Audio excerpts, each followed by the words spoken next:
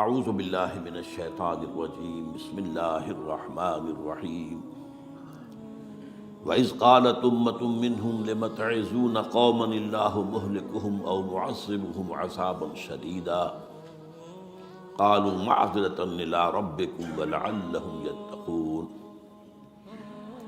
وقال عز وجل كما ورد في آخر سورة الأنبياء وَإِنْ أَدْرِي أَقَرِيبٌ أَمْ بَعِيدٌ مَا تُوعَدُونَ إلى قوله تعالى وَإِنْ أَدْرِي لَعَلَّهُ فِتْنَةٌ لَكُمْ وَمَتَاعٌ إِلَىٰ حِينٍ صدق اللہ العظیم۔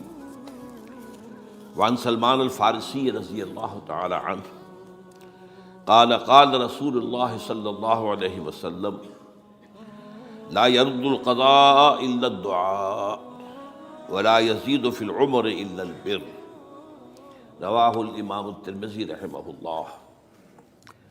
رب اشرح لی صدری ویسر لی امری واحلل عقدۃ من لسانی یفقہوا قولی۔ اللہم ربنا الہمنا رشدنا واعذنا من شرور انفسنا، اللہم ارنا الحق حقا وارزقنا اتباعہ وارنا الباطل باطلا وارزقنا اجتنابہ، آمین یا رب العالمین۔ حضرات، اگر انسان اس بات پر غور کرے کہ انسانی زندگی کی سب سے یقینی شے کون سی ہے جس میں کسی شک و شبہ کی گنجائش نہیں، زندگی کی سب سے بڑی حقیقت موت ہے جسے ہم بھلائے رکھتے ہیں۔ اگر کسی عزیز کی نماز جنازہ پڑھتے ہیں تب بھی یہ خیال نہیں آتا کہ اس وقت ہم بھی ہو سکتا تھا کہ یہاں پر بجائے ان کے میرا لاشا ہوتا۔ کچھ تھوڑی سی تو ہوتی ہے، قبر میں جب اتارتے ہیں کسی عزیز کو تو کچھ نہ کچھ احساسات کے اندر کچھ حرکت ہوتی ہے، لیکن بس واپس آنے کے بعد پھر آدمی بھول جاتا ہے موت۔ لیکن قرآن مجید نے لفظ یقین استعمال کیا ہے موت کے لیے۔ سورہ حجر کی آخری آیت ہے، حضور سے خطاب کر کے فرمایا وَاعْبُدْ رَبَّكَ حَتَّىٰ يَأْتِيَكَ الْيَقِينُ۔ اے نبی، آپ تو اپنے رب کی بندگی میں لگے رہیے، اس کی اطاعت میں، اس کی فرما برداری میں، یہاں تک کہ موت آ جائے۔ تو سب سے یقینی شے حیات انسانی کی موت ہے۔ اسی طرح اس کائنات کی سب سے یقینی شے قیامت ہے۔ کچھ عرصے پہلے تک جب سائنس آئی تھی، خاص طور پر نیوٹن کا دور تھا، آپ کو یاد ہوگا بہت سو کو جو اصول تھے، میٹر از انڈسٹرکٹیبل، میٹر ڈسٹرائے نہیں ہو سکتا۔ عام گمان یہ تھا کہ کائنات ہمیشہ سے ہے، ہمیشہ رہے گی۔ یہ اس دور کا یہ تھا جو ذہنوں میں تصور تھا، جس کو نیوٹونین ایرا آف فزکس کہا جاتا ہے، فزکس کا نیوٹن کا دور۔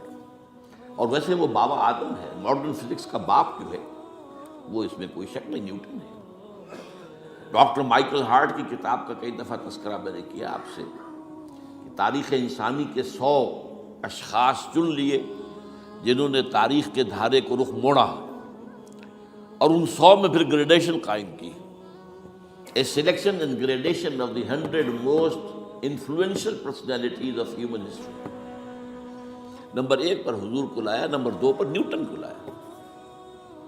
یہ ساری جو آپ دیکھ رہے ہیں سائنس کی ترقیاں اور اس کے اکتشافات، انکشافات، ایجادات، یہ سب جو ہے اس کا بابا آدم نیوٹن ہے۔ لیکن نیوٹونین فزکس کے اندر بہت سی خامیاں تھیں جو بعد میں واضح ہوئی ہیں، اور آج کا دور آئنسٹائن ایرا کہلاتا ہے۔ تو اس وقت یہ تھا کہ میٹر انڈسٹرکٹیبل ہے، اب کہتے ہیں نہیں، میٹر تو ڈسٹرائے ہو سکتا ہے، it can change into energy at any time. اور آج تصور یہ ہے کہ اس کائنات کا آغاز بھی ایک خاص وقت پر تھا، بگ بینگ، جس کا ذکر کئی دفعہ میں کر چکا ہوں، اور ایک وقت میں یہ کائنات پھر ختم ہو جائے گی۔ اور عجیب نقشہ سائنس آج وہی پیش کر رہی ہے جو قرآن مجید کی آیت میں ہے کہ اس دن ہم لپیٹ دیں گے آسمانوں کو، یوم نطوی السماء کطی السجل للکتب کما بدانا نعیدھا۔ یہ جس طریقے سے کہ پھل جھڑی ہوتی ہے وہ اس طریقے سے پھیلتی ہے پھل جھڑی، تو اس طریقے سے یونیورس پھیلی ہے، اس کی گیلیکسیز جو ہیں پھیلی ہیں، اور پھر یہ ریورس ایکشن اسی طریقے سے ہوگا، یہ لپیٹ لیا جائے گا جیسے کہ پچھلے زمانے میں کتابوں کے تومار ہوتے تھے۔ کتابیں اس طرح کی نہیں ہوتی تھی مجلد جو آپ دیکھتے ہیں، بلکہ یہ کہ ایک کاغذ ہو گیا پورا لکھ لیا، اب یہاں پر کچھ گوند لگایا، دوسرا کاغذ لگا دیا، اس کو طے کر لیا، اب اس کے بعد تیسرا کاغذ یہاں لگا دیا، یہ طے کرتے چلے آ رہے ہیں۔ اس کو اسکرولز کہتے تھے، دی ڈیڈ سی اسکرولز بہت مشہور ہوئے ہیں کہ یہ جو بحیرہ مردار ہے اس کے قریب کی کچھ غاروں میں سے انجیل کے بہت پرانے مینuscripts جو برآمد ہوئے تھے، تو ان کو ڈیڈ سی اسکرولز کہتے ہیں۔ تو یہی ہے۔ بہرحال میں نے عرض کیا کہ انسان کی انفرادی زندگی کی سب سے بڑی حقیقت موت، اس کائنات کی سب سے بڑی حقیقت قیامت۔ قیامت سے پہلے کے بارے میں ایک حقیقت ہے جس پر کہ ہر مسلمان کو یقین رکھنا چاہیے، اور وہ یہ ہے کہ اس قیامت سے پہلے پوری دنیا میں حق کا بول بالا ہوگا۔ اچھا، یہ وہ بات ہے جو دنیا کے اکثر مذاہب میں ہے، اکثر مذاہب میں، اور خاص طور پر جو تین یہ مذاہب ہیں جنہیں ابراہیمی مذاہب کہا جاتا ہے، یہودیت، عیسائیت اور اسلام، تو صراحت کے ساتھ ہے۔ یہود کے ہاں بھی عقیدہ موجود ہے، عیسائیوں کے ہاں بھی ہے، مسلمانوں کے ہاں بھی ہے، کہ اس سے پہلے، اس کائنات کے ختم ہونے سے پہلے، اس زمین کی قیامت آنے سے پہلے اس پر اللہ کا دین غالب ہوگا، کنگڈم آف ہیون اور ارتھ۔ اور یہی بات حضرت مسیح نے کہی تھی اپنے اس وقت کے جن یہودیوں سے مخاطب تھے، ریپینٹ، توبہ کر لو، for the kingdom of heaven is at hand. اب جو وہ ہے آسمانی بادشاہت آیا چاہتی ہے، وہ آسمانی بادشاہت تھی حضور کا ظہور صلی اللہ علیہ وسلم، جس سے کہ وہ آسمانی بادشاہت قائم ہوئی اور پھر پھیلی کتنے بڑے علاقے میں، لیکن بہرحال پوری دنیا میں نہیں پھیل سکی۔ وہ کچھ کے اسباب کیا تھے وہ اس وقت میرا موضوع نہیں ہے، لیکن پھیلنا ہے اس کو۔ اس سے قبل کیا ہونا ہے، یہ جو تیسری بات میں نے کہی ہے، اس پر آپ کو یقین ہونا چاہیے، اس لیے کہ احادیث صحیح آ گئی ہے۔ قرآن مجید کا سورہ کبریٰ دلالت کرتا ہے اس پر کہ حضور کو بھیجا گیا غلبہ دین کے لیے، اور بھیجا گیا پوری نوع انسانی کے لیے۔ تو جب تک پوری نوع انسانی پر دین غالب نہ ہو، حضور کا مقصد بعثت ابھی مکمل نہیں ہے۔ اسی کو اقبال نے کہا تھا، وقت فرصت ہے کہاں، کام ابھی باقی ہے، نور توحید کا اتمام ابھی باقی ہے۔ یہ چمن معمور ہوگا نغمہ توحید سے، ایک وقت آئے گا کہ پورا یہ قرآن جو ہے نغمہ توحید کے ساتھ اس کا جو ہے گونج جائے گا، لیکن یہ کہ ابھی تو نہیں ہوا ہے، نہ ہونا ہے۔ اس سے پہلے کا معاملہ ایک ہے کہ جس کی خبریں دی گئی ہیں، اور وہ ہے کہ قیامت میں اس نظام دین حق کے غالب ہونے سے پہلے بڑی خوفناک جنگوں کا ایک سلسلہ ہے جس کی خبریں دی گئی ہیں۔ یہ یہود کے ہاں بھی ہیں خبریں موجود، عیسائیوں کے ہاں بھی ہیں۔ جو بائبل کا آخری باب ہے، ریولیشنز آف سینٹ جان، وہ کاشفات یوحنا ترجمہ کیا جاتا ہے، اور حضور کی احادیث میں بھی موجود ہے۔ ملاحم، باب الملاحم، یہ بہت سی کتابوں کے اندر باقاعدہ ابواب ہیں، ایک باب الملاحم، جنگوں کا باب۔ ان میں سے ایک جنگ وہ ہے جسے کہا ہے اس یوحنا کی مکاشفات میں آرمگدان، اور غالباً اسی کو حضور نے قرار دیا ہے الملحمۃ العظمیٰ، عظیم ترین جنگ، الملحمۃ الکبریٰ۔ تو یہ بھی یقینی چیزیں ہیں کہ جو ہونے والی ہیں۔ یہ ملاحم کیوں ہوں گے؟ آپ اس میں اچھی طرح سمجھ لیجئے کہ اس میں ایک تو ہے عذاب اکبر جو آئے گا یہودیوں پر، ایک ہے عذاب اصغر جو آئے گا مسلمانوں پر۔ میں نے یہ آج سے 20 سال پہلے کتاب لکھی تھی، وہ جو مختلف، پہلے تو وہ نوائے وقت کے اندر کالم کی شکل میں شائع ہوئی تھی، پھر یہ کہ موجودہ اور سابقہ مسلمان امتوں کا ماضی، حال اور مستقبل، غالباً اس وقت آؤٹ آف پرنٹ ہے وہ کتاب۔ بہرحال جن کو بھی دلچسپی ہو وہ اسے کہیں سے حاصل کر لیں، لائبریری سے، مکتبے سے مل جائے گی، پڑھیں اس کو۔ یہ 20-22 سال پہلے کی بات ہے، کوئی آج کی بات نہیں۔ تو اس میں ان تمام چیزوں کا میں نے تذکرہ کیا ہے، اس لیے کہ عذاب اکبر اس کو کہتے ہیں کہ کسی قوم کا نام و نشان مٹا دیا جائے۔ یہ عذاب اکبر آتا تھا صرف ان قوموں پر جن کے طرف رسول بھیجے گئے اور قوموں نے بحث کے مجموعی رسولوں کا انکار کیا، ان پر وہ عذاب آئے، اسے عذاب استیصال بھی کہتے ہیں۔ فقطع دابر القوم الذین ظلموا، ان کی جڑ کاٹ دی گئی۔ ایک جڑ کاٹنا ہوتا ہے، درخت کو کاٹنا ہوتا ہے، درخت تو کٹے گا تو پھر دوبارہ جڑ میں سے شاید وہ نکل آئے، لیکن نہیں، جڑ سے اکھیڑ۔ لا یرا الا مساکنہم، یہ عذاب جو ہے اب کسی قوم پر نہیں آ سکتا، اس لیے کہ اب کوئی رسول تو آئے گا ہی نہیں، لیکن ایک قوم پر یہ تاریخ کے قرضے کی حیثیت سے موجود ہے، اور وہ قوم یہود ہے۔ ان کی طرف رسول بھیجے گئے حضرت عیسیٰ ابن مریم، رسولا الی بنی اسرائیل، اور انہوں نے یہ بات تو بہت دور کی تھی کہ مانتے انہیں اور ان پر ایمان لاتے، الٹا جو کچھ کیا ہے آپ کو معلوم ہے، انہیں ولد الزنا قرار دیا، جادوگر قرار دیا، واجب القتل قرار دیا، اور اپنے بس پڑتے سولی پر چڑھوا کر دم دیا۔ حالانکہ بار ہوا یہ نہیں ہے، اللہ نے انہیں اس سے پہلے ہی زندہ اٹھا لیا آسمان پر، دوبارہ وہ آئیں گے۔ بہرحال لیکن اس قوم کے اوپر وہ عذاب جو ہے وہ قرض ہے تاریخ کا، وہ قرض ادا ہوگا۔ حضرت مسیح علیہ السلام ہی آئیں گے دوبارہ، اور ان کے ہاتھوں اس امت کا خاتمہ ہوگا، ایک ایک فرد ختم ہو جائے گا۔ یہ جب میں نے یہ باتیں کہی تھی تو امریکہ میں یہودیوں نے بڑا شور مچایا، میرے خلاف جو ہے ان کی ایک مہم نکلی یہودیوں کی طرف سے کہ اس کی کتابیں وغیرہ، اس کے ویب سائٹ بند کرو، یہ جو ہے اینٹی سیمیٹک ہے، یہ کہتا ہے سب یہودی قتل ہو جائیں گے۔ یہاں پر بھی جو میرے ساتھ ایک ڈائلاگ کرنے کے لیے کوئی 12-13 پروفیسر آئے تھے امریکہ وغیرہ سے، ان میں سے جو یہودی تھا تو اس نے بہت ناراضگی کا اظہار کیا، آپ کہتے ہیں سارے یہودی ختم کر دیے جائیں گے، یہ بات ظاہر بات ہے پیلیٹیبل نہیں ہے۔ لیکن پھر ہمارے ساتھی جو وہاں پر تھے امریکہ میں پریشان ہوئے کہ آپ کے خلاف یہاں پر اب یہ مہم شروع ہو گئی ہے، تو میں نے بتایا کہ یہ تو جو زائنسٹ ہے، جوش زائنسٹ، اور اس کے ساتھ ہے کرسچن زائنسٹ۔ کرسچن زائنسٹ کا رسالہ نکلتا ہے ٹرمپٹ، دی فلاڈلفیا ٹرمپٹ، اس کے مدیر نے خود لکھا ہے کہ 80% یہودی قتل ہو جائیں گے۔ اس کو میں نے یوں سمجھا ہے کہ 20% وہ ہوں گے کہ جو حضرت مسیح کی آمد ثانی پر ایمان لے آئیں گے، وہ بچ جائیں گے، لیکن باقی جو اڑے رہیں گے اس کے بعد بھی تو وہ ختم کیے جائیں گے۔ تو یہ عذاب الاکبر جو ہے تاریخ کا ایک قرض ہے کہ جو ادا ہوگا، ورنہ کسی اور قوم پر یہ عذاب اکبر اب نہیں آ سکتا۔ لیکن دوسرے درجے میں یہ عذاب ہوگا امت مسلمہ پر۔ امت مسلمہ بھی تو عذاب کی مستحق ہو گئی۔ وہ عذاب جو یہودیوں پر بہت پہلے آئے تھے، ضربت علیہم الذلۃ والمسکنۃ وباؤوا بغضب من اللہ، یہ تھا کہ نہیں تھا؟ حالانکہ انہوں تو یہ خیال تھا کہ we are the chosen people of the Lord, ہم تو اللہ کی منتخب قوم ہے، وی آر دی، قرآن کہتا ہے کہ ان کا قول یہ تھا نحن ابناء اللہ واحباؤہ، ہم تو اللہ کے بیٹوں کی طرح ہیں اور اللہ کی جو ہے بہت چہیتے ہیں۔ کہ عذاب آئے، نبوکڈنضر کے ہاتھوں آیا، اسیرینز کے ہاتھوں آیا، پھر یونانیوں کے ہاتھوں، الیگزینڈر دی گریٹ کے ہاتھوں آیا، پھر رومنوں کے ذریعے سے آیا، اور پچھلی صدی میں جرمنوں کے ذریعے سے آیا۔ تو عذاب آئے، یہ عذاب، لیکن قوم ختم نہیں ہوئی۔ وہ عذاب اکبر نہیں تھے، یہ عذاب مختلف حصوں میں آئے اور بڑی بڑی تباہیاں آئیں، لیکن وہ عذاب اکبر نہیں تھے۔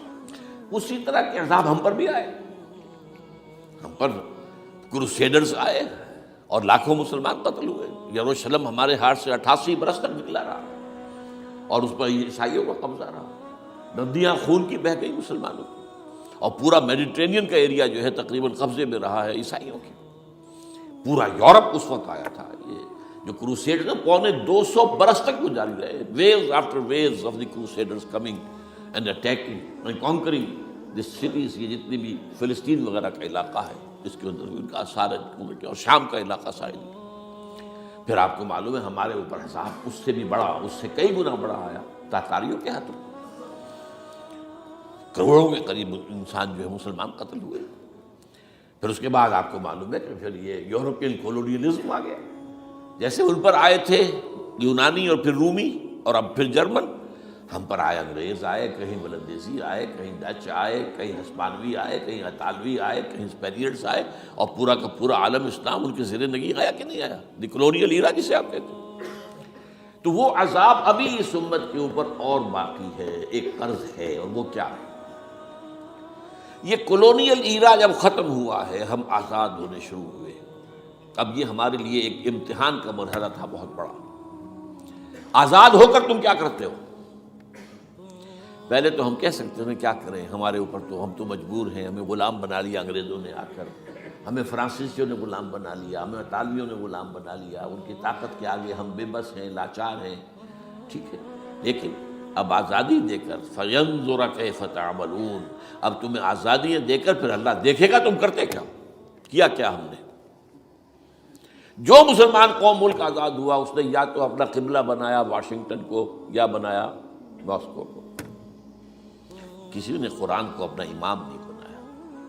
دعائیں مانگتے ہیں وَاجْعَلْهُ لَنَا إِمَامًا وَنُورًا وَهُدًى سب، لیکن اس کو امام بنانا، اپنا امام بنانا، اس کے پیچھے چلنا، اس کے احکام کو نافذ کرنا، اس کی شریعت کی تنفیذ کرنا، یہ اس کی تہذیب، اس کا تمدن دیا ہوا، اس کا معاشی نظام دیا ہوا، اس کو قائم کرنا زیرو. اس لیے بہت بڑے عذاب کے ہم مستحق ہیں. بات کڑوی ہے، اچھی نہیں لگے گی، لیکن میں یہ آج سے نہیں کہہ رہا ہوں، میں سن 80 سے یہ باتیں کر رہا ہوں. نوٹ کر لیجیے اس بات کو. البتہ اس میں یہ ہے کہ اس امت کا معاملہ سب کا ایک جیسا نہیں. لیسو سواء، جیسے سورہ آل عمران میں کہا گیا ہے کہ یہ اہل کتاب بھی سب ایک جیسے نہیں ہیں، ان میں بھی کچھ نہ کچھ نیک لوگ تھے. امت قائمۃ آناء اللیل، راتوں کو کھڑے رہنے والے، عبادت کرنے والے موجود تھے. عیسائیوں میں احبار اور رہبان جو تھے وہ بڑے نیک لوگ تھے، اس وقت بھی موجود تھے. لیکن بحثیت مجموعی کا معاملہ کیا ہے اس کو دیکھنا پڑتا ہے. بحثیت مجموعی صورتحال کیا ہے؟ تو صورتحال کیا ہے کہ ہم نے کہیں بھی اللہ کے دین کو قائم نہیں کیا. مذہب تو ہے، لیکن ظاہر بات ہے کہ جرم جو ہے تو پوری امت کا، لیکن سب برابر نہیں ہے. سب سے بڑے مجرم عرب مسلمان. کیوں؟ انہیں اللہ نے جو مقام دیا وہ کسی اور کو نہیں دیا. حضور ان میں سے تھے، یہ رتبہ بلند ملا جس کو مل گیا. رسول عربی ہے نا. نمبر 2، ان کی مادری زبان میں اللہ کی کتاب موجود ہے. انہیں اس کو سمجھنے کے لیے کوئی نئی زبان پڑھنے کی ضرورت نہیں ہے. کوئی ہمارے لیے تو یہ صرف پڑھیں، نحو پڑھیں، یہ پڑھیں، وہ پڑھیں، تب کہیں جا کر اپنی آنکھ سے قرآن پڑھیں، ورنہ ترجمہ پر گزارا کریں. ترجمہ ظاہر بات انسپائر نہیں کر سکتا. ترجمہ تو سیکنڈ ہینڈ نالج ہے.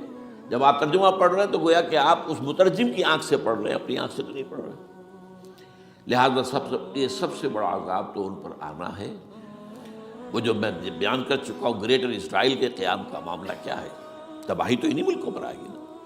وہ شام ہے، عراق ہے، اس کے لیے پہلا قدم اٹھایا تھا، ابھی تو اس کو ناکام بنا دیا ہے. اللہ تعالیٰ کی جو بھی حکمت ہے. جو عراق پر حملہ تھا وہ اصل میں اس لیے تھا کہ گریٹر اسرائیل کی طرف پہلا قدم تھا. شیرون نے کہہ دیا تھا، یہ جو پڑا ہوا ابھی کہیں مرا نہیں ہے.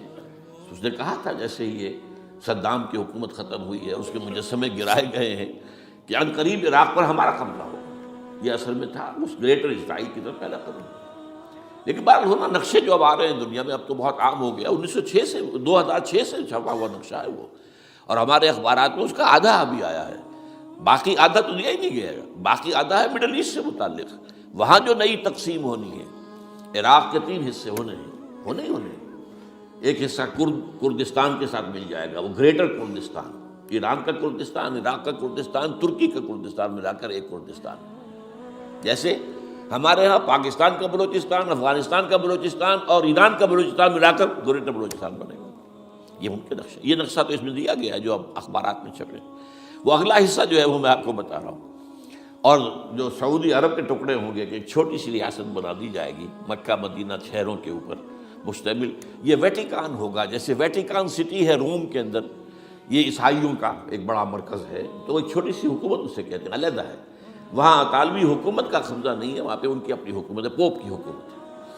ایسے ایک ویٹیکن، گویا کہ ایک مسلم ویٹیکن بنا دیا جائے گا مدینہ. یہ ان کے نقشے ہیں. یہ نہ سمجھے کہ ایسا ہوگا، یہ تو اللہ جانتا ہے. لیکن یہ کہ جو ہوگا وہ تو میں نے کئی دفعہ کہا، وہ تو اللہ کو معلوم ہے. یمکرون و یمکر اللہ، وہ اپنی سے چالیں چل رہے ہیں، اللہ اپنی چال چل رہا ہے. لیکن نقشوں کی یہ بہرحال اس میں جو بھی ہے یقیناً ایک حد تک کامیابی انہیں ہوگی جس کی خبریں ہمیں دی گئی. گریٹر اسرائیل ایک دفعہ قائم ہوگا. سعودی عرب سے بھی شمالی حصہ لے لیا جائے گا. مدینے میں داخل نہیں ہو سکے گی بس. اچھا، مکے کو وہ کلیم ہی نہیں کرتے، مکے سے انہیں کوئی سروکار نہیں ہے.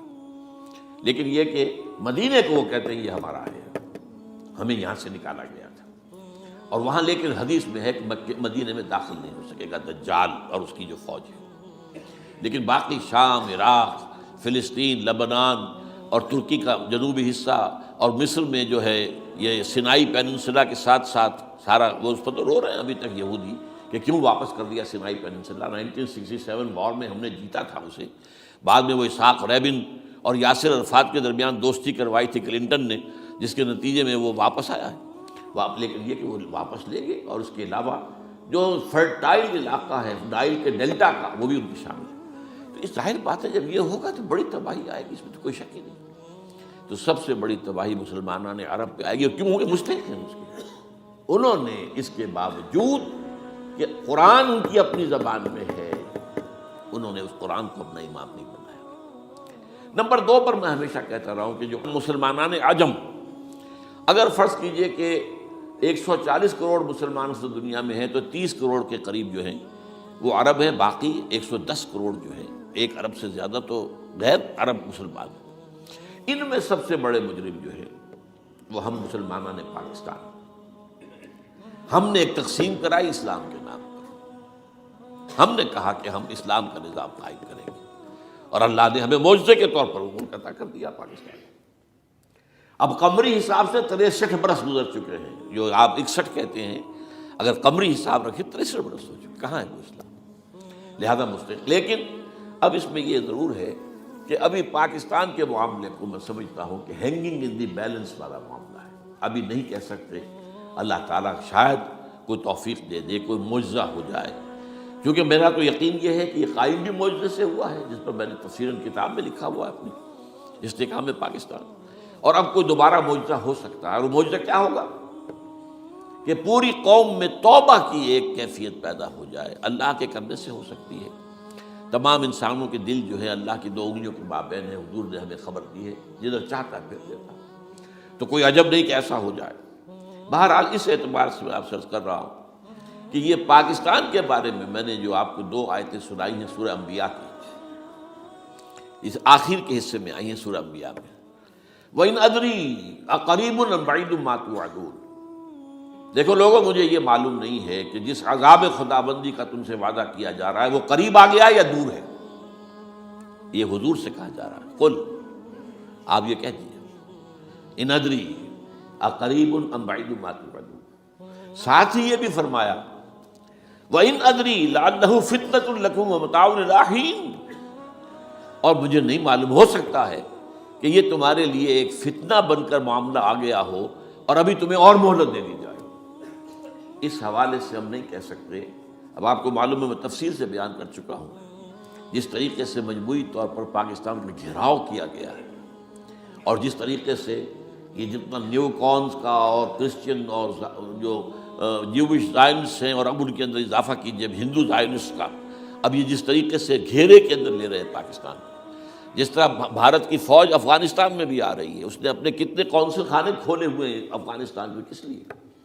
جو کچھ وہ ہو رہا ہے بلوچستان کے اندر، جو کچھ ہمارا پورا صوبہ سرحد ہے، اور اس سے آگے بڑھ کر جو کچھ کراچی میں ہو رہا ہے، یہ سارے معاملات جو ہیں وہ دیکھ لیجئے تو گویا کہ باہر سے ہمارا گھیراؤ مکمل ہو چکا ہے، اور اس میں یہ ہے کہ تازہ جو بمبئی کے اندر جو ہوئے ہیں معاملات وہ نوٹ کیجئے کس طریقے سے اب اسے کہا جا رہا ہے کہ کچھ مسلمانوں نے کیا ہے، حالانکہ اس کے اندر سب سے بڑا ثبوت یہ ہے کہ ایک ہندو ہیمنت، جس نے کہ وہاں ساری تحقیقات کی کہ سمجھوتا ایکسپریس کو جو اڑایا تھا کس نے اڑایا تھا، اس کی انہوں نے کہا جب کی ہے تحقیقات، ب یہ اس کو گیو دم دی کریڈٹ، ہندو قوم کے اندر کم سے کم یہ بھی بات موجود ہے، جہاں وہ بدماشیاں ہیں وہاں یہ بھی ہے، یہ خیر بھی ہے، جہاں برائیاں ہیں ان کے اندر وہ خوبیاں بھی ہیں۔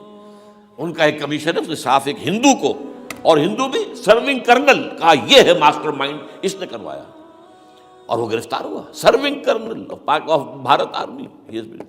تو اب ظاہر بات ہے کہ اس کو مارا گیا ہے ممبئی میں، اس کو مسلمان کاہے کو مارے گئے؟ مسلمانوں کا تو وہ کہ محسن تھا، وہ مسلمان کس وجہ سے اسے مارے گئے؟ اسے مارنے والے کون ہیں؟ وہی ہندو زائنسٹ کہہ لیجیے ان کو، یا ہندو تشدد پسند کہہ لیجیے، جو پاکستان کو ختم کرنے پر تلے بیٹھے ہوئے ہیں۔ یہ ان کا در حقیقت کام ہے کہ اس شخص نے اتنی بڑی حرکت کی کہ ہمیں جو ہے ہماری سازش کو بے نقاب کر دیا۔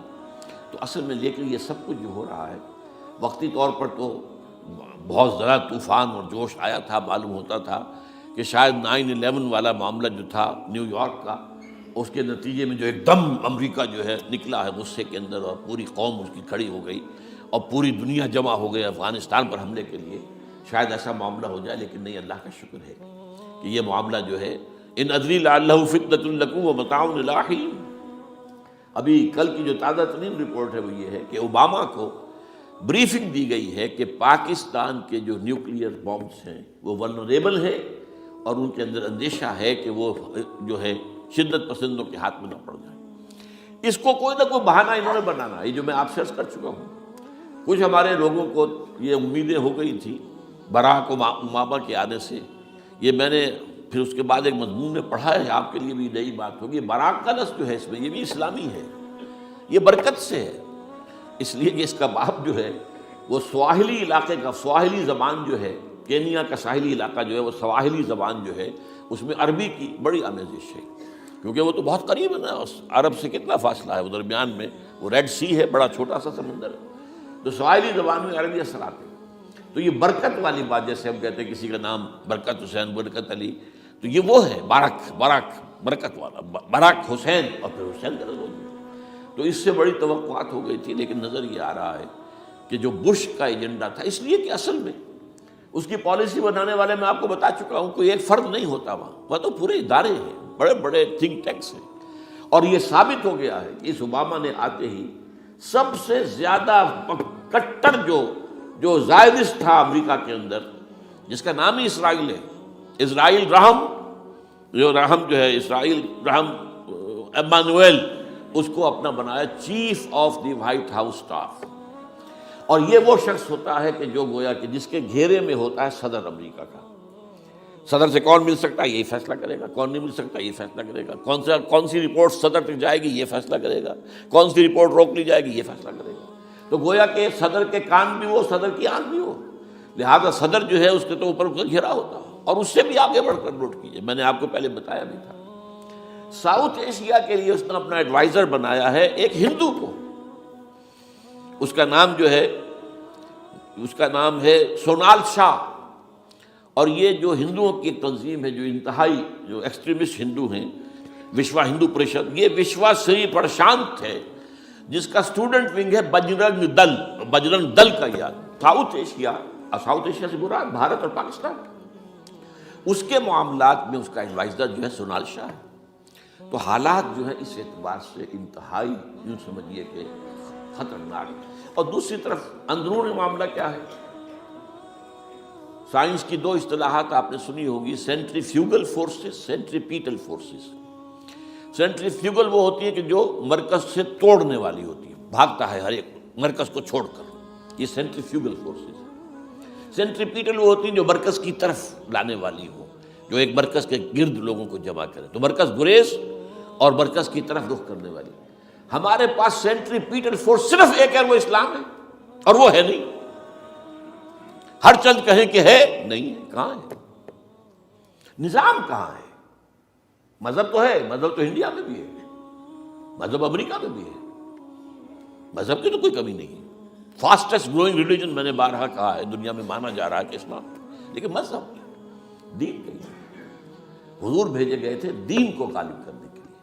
هو الذی ارسل رسولہ بالہدی ودین الحق لیظہرہ علی الدین کلہ. سینٹریفیوگل فورسز آپ کو یاد ہوگا، میں نے گنوا دیا تھا ایک دفعہ.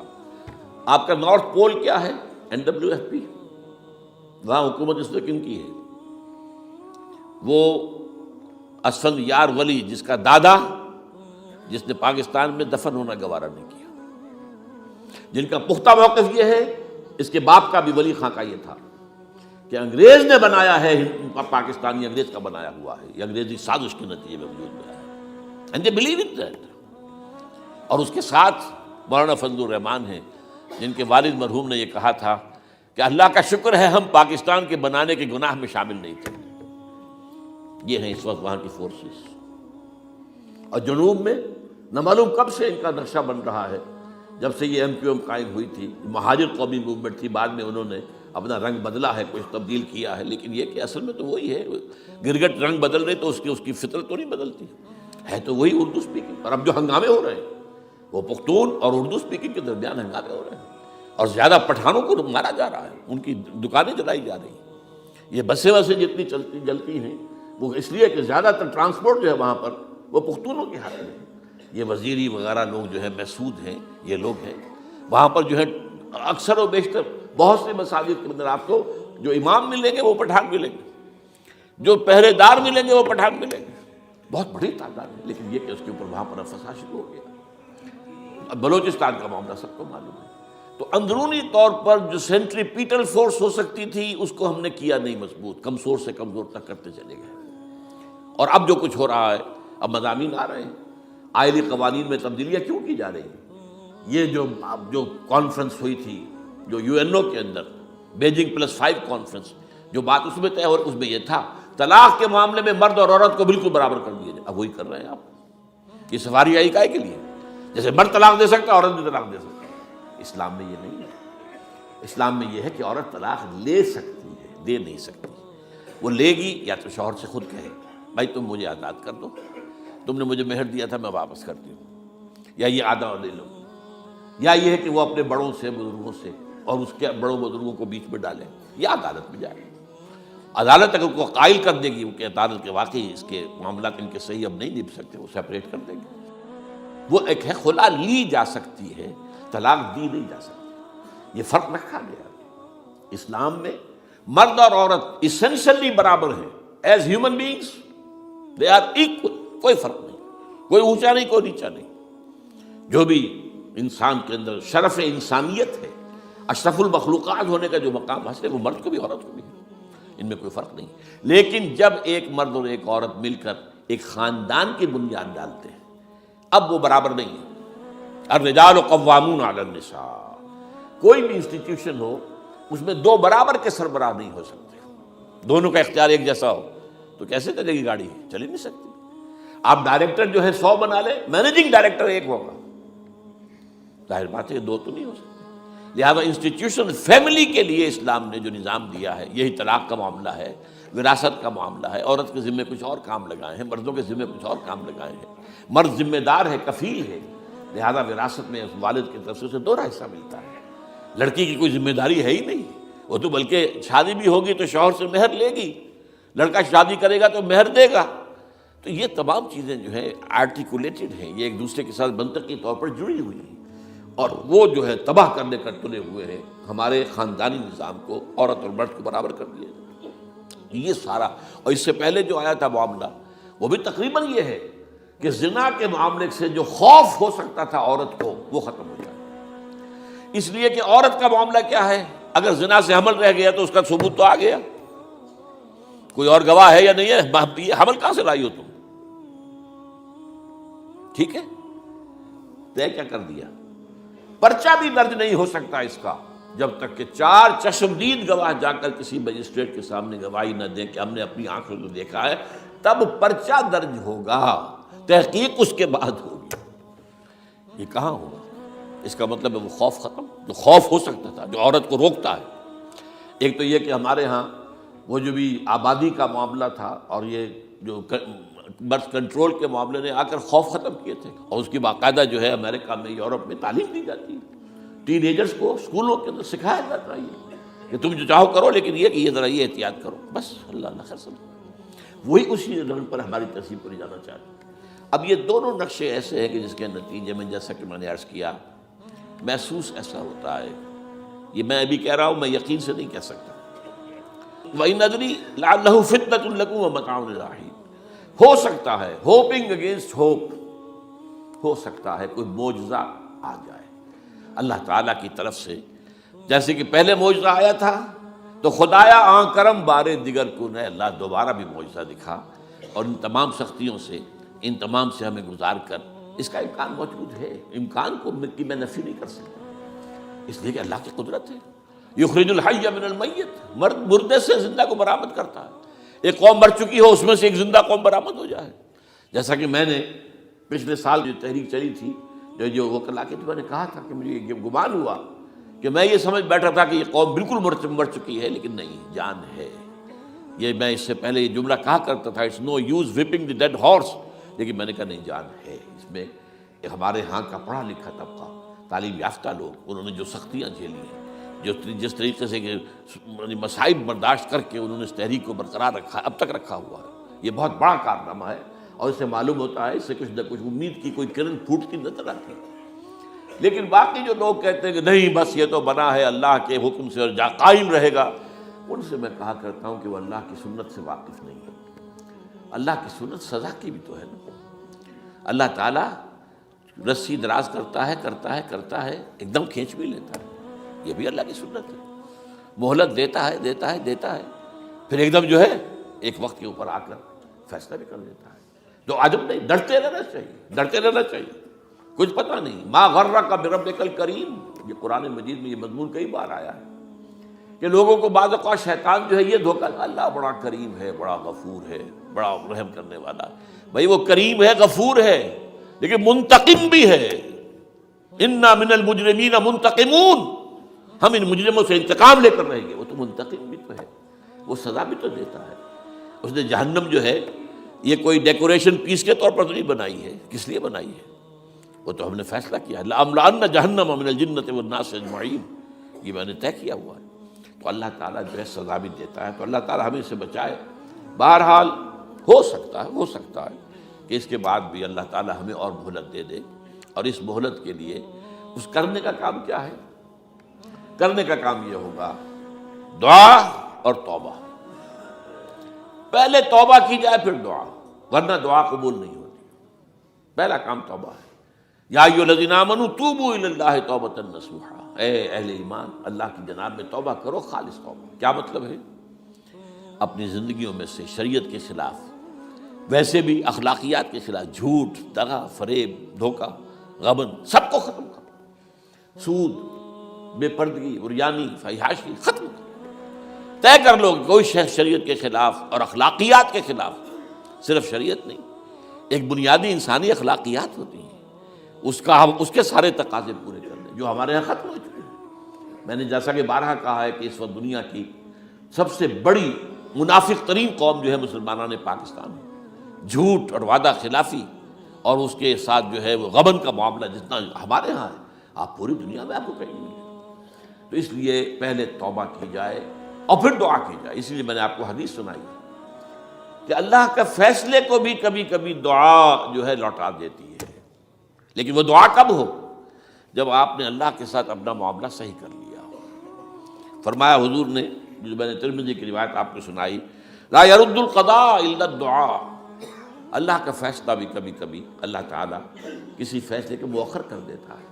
حضرت یونس علیہ السلام کی قوم پر اللہ کا فیصلہ آ چکا تھا، عذاب کے آثار شروع ہو چکے تھے، بری قوم نے توبہ کی، اللہ تعالیٰ نے عذاب کو جو ہے وہ وہاں سے ہٹا لیا ان کے سروں پر سے، اور ایک مدت تک کے لیے انہیں مہلت وسیع دے دی۔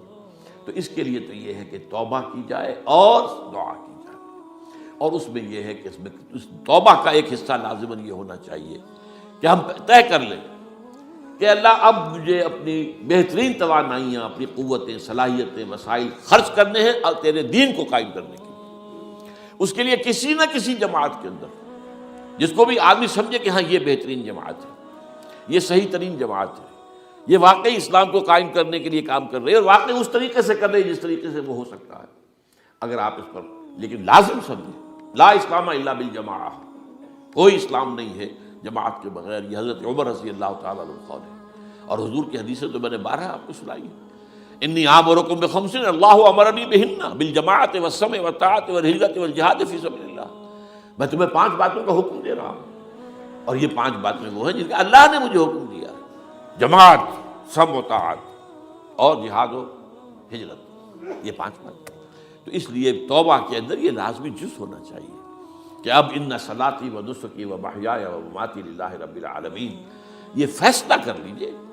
اس کے بعد یہ ہے کہ اللہ تعالیٰ اس پر استقامت عطا فرمائے، اس کی بھی خود دعا کیجئے کہ اللہ اب تو نے مجھے یہ ہدایت دے دی ہے، تو اب لا تزغ قلوبنا بعد اذ ہدیتنا وہب لنا من لدنک رحمۃ انک انت الوہاب۔ ایک دوسری آخری بات میں آج آپ سے کہہ رہا ہوں، ڈرتے ڈرتے اگر خدا نہ خواستہ خدا نہ خواستہ خدا نہ خواستہ خاکم بدہن، اگر پاکستان کے لیے بھی اللہ تعالیٰ کی طرف سے آخری سزا کا فیصلہ ہو گیا ہو، جس کے چرچے ہیں، تیری بربادیوں کے مشورے ہیں آسمانوں پر، وہ آسمان اوپر کے آسمان اور ہیں، زمین کے آسمان بھی تو ہیں نا، یہ امریکہ، یہ وائٹ ہاؤس، یہ پینٹاگون، یہ جو ہے اسٹیٹ ڈپارٹمنٹ، یہ سب جو کیا ہے، نیٹو کا ہیڈ کوارٹر، یہ ساری چیزیں کیا ہیں؟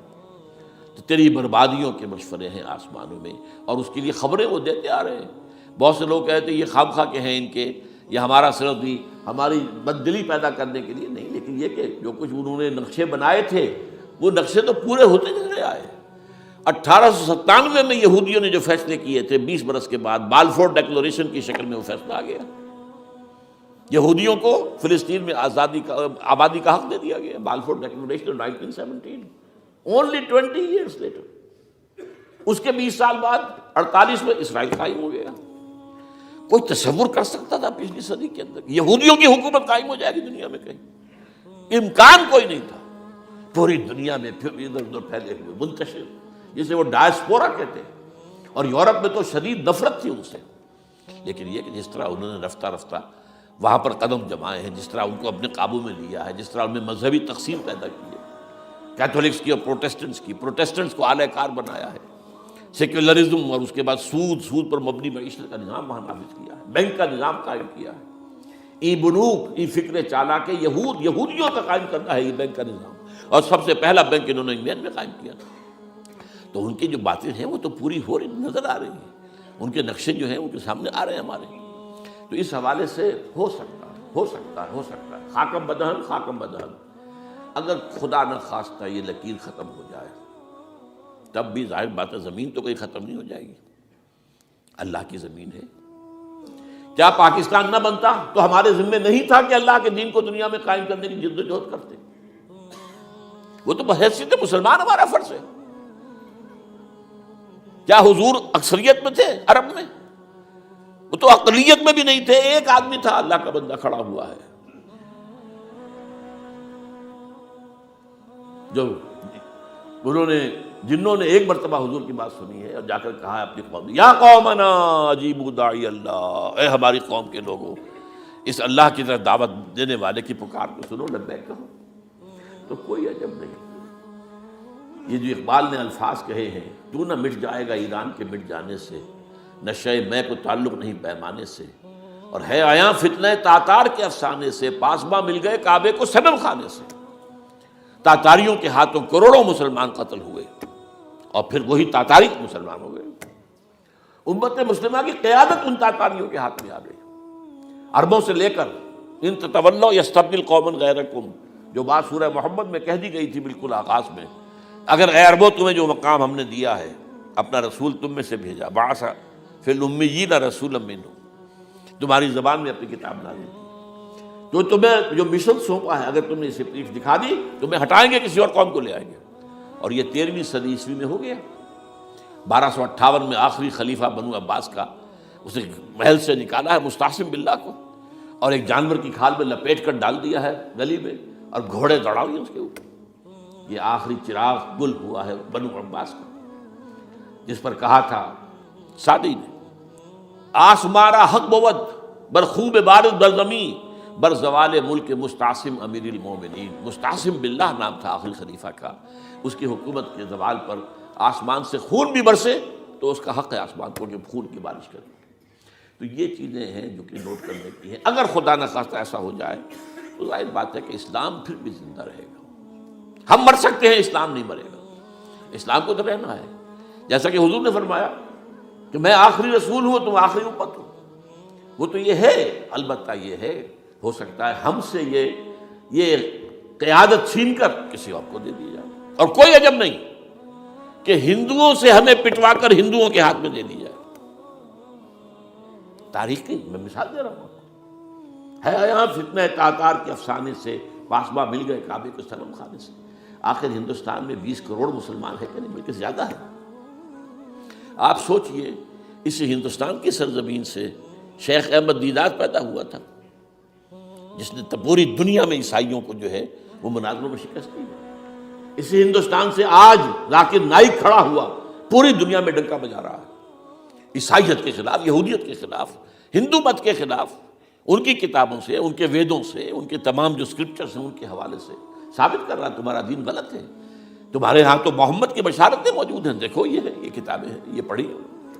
میں نے کبھی کہا تھا مولانا علی میاں رحمۃ اللہ علیہ سے کہ مولانا، میں یہ گیا تھا ان کے پاس ملاقات کے لیے، میرا خیال ہے کہ سن 82-83 کی بات ہے، کہ میں اور کسی سے تو توقع نہیں رکھتا لیکن آپ سے توقع رکھتا ہوں کہ آپ زیادہ روشن خیال علماء میں سے ہیں، کہ آپ ندوۃ العلماء لکھنؤ کے اندر آپ سنسکرت کی تعلیم کو لازمی کریں، تاکہ آپ کے فارغ التحصیل لوگ نکلیں تو وہ پڑھ سکیں ویدوں کو کہ ویدوں میں کیا لکھا ہوا ہے، ہندو کے ذہن کو تو سمجھے کہ ہندو کا ذہن ہے کیا، اس کا فکر کیا ہے، اس کی سوچ کیا ہے، اس کے عقائد کیا ہیں، جو وہ ظاہر کر رہے ہیں وہی ہیں یا واقعی ان کی کتابوں میں کچھ اور ہے۔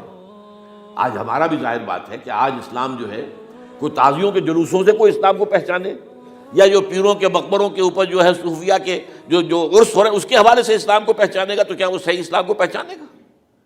اسی طریقے سے آپ کو ہندو مذہب کا ذہن جو ہے کیا ہے، تو وہ وعدہ کیا کہ ہاں آپ نے بہت اچھی بات کہی ہے۔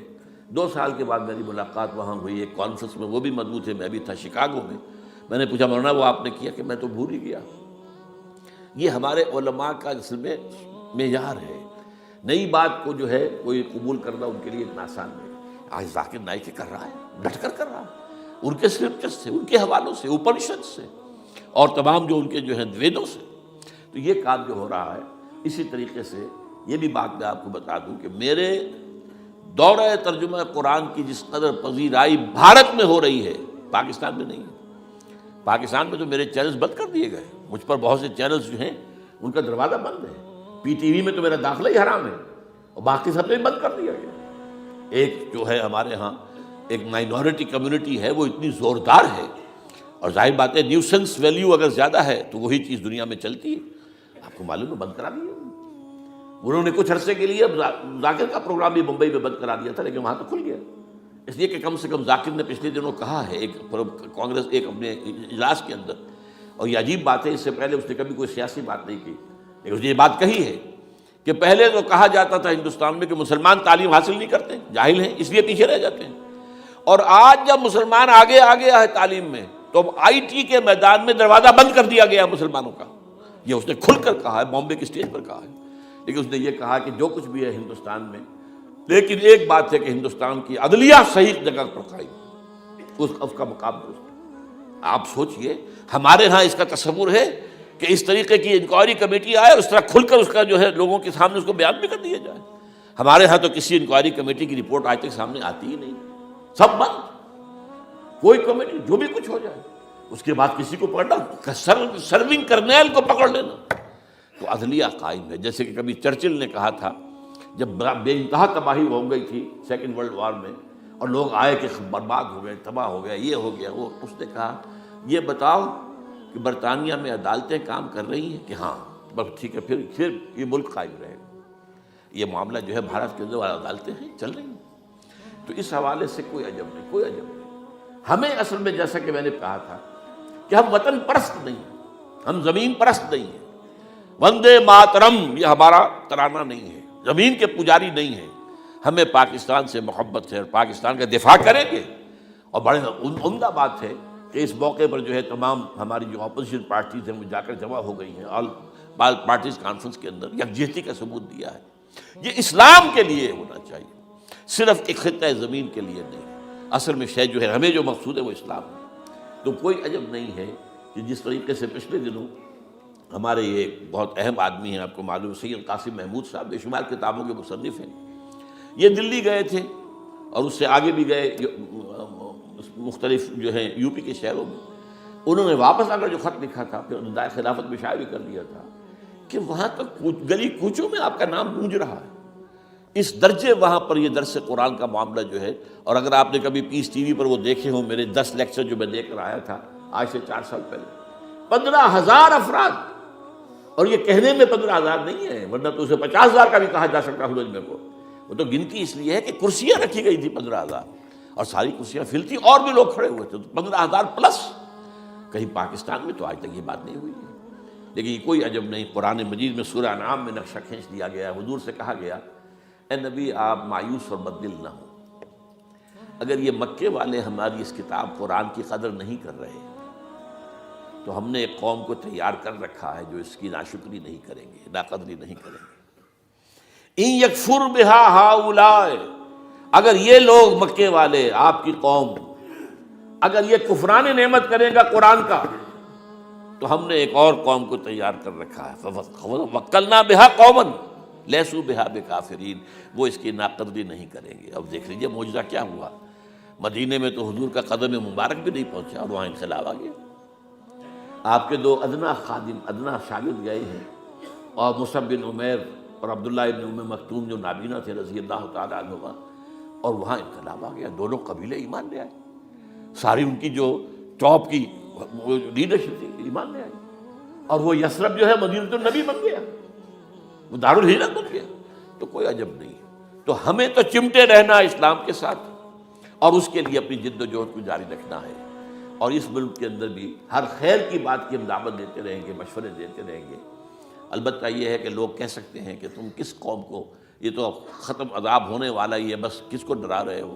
تو اس لیے میں نے آیت پڑھی تھی، اذ قالت امۃ منہم لم تعظون قوما اللہ مہلکہم او معذبہم عذابا شدیدا، جبکہ ایک قوم نے کہا کیوں ان کو وعظ کہہ رہے ہو، کس لیے؟ کچھ حاصل نہیں، اب ان پر تو اللہ کا عذاب آ کر ہی رہے گا اور عذاب علیم آ کر رہے گا۔ تو انہوں نے جواب دیا، قالوا معذرۃ الی ربکم، ہم اپنے رب کے حضور میں جا کر معذرت تو پیش کر سکیں گے، اے اللہ ہم چمٹے رہے تیرے دین کے ساتھ، اے اللہ ہم نے اپنے آپ کو وابستہ کیے رکھا، اپنی بہترین صلاحیتیں اور قوتیں اور اپنی توانائیاں صرف کی، اے اللہ اس کام کے لیے۔ اور یقین کا لفظ بھی میں نے شروع میں کہا تھا آپ سے، موت اور قیامت، اور دو مرتبہ آیا ہے قرآن کے بارے میں، ان ھذا لھو الحق الیقین۔